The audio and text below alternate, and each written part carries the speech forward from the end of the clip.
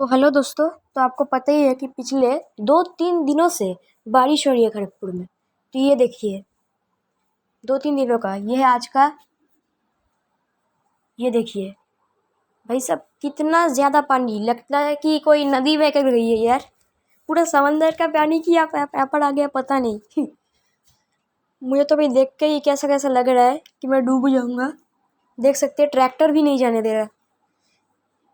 देख सकते हैं पूरा बह गया है। लंबी सी कैनाल लग रही है मुझे तो ये।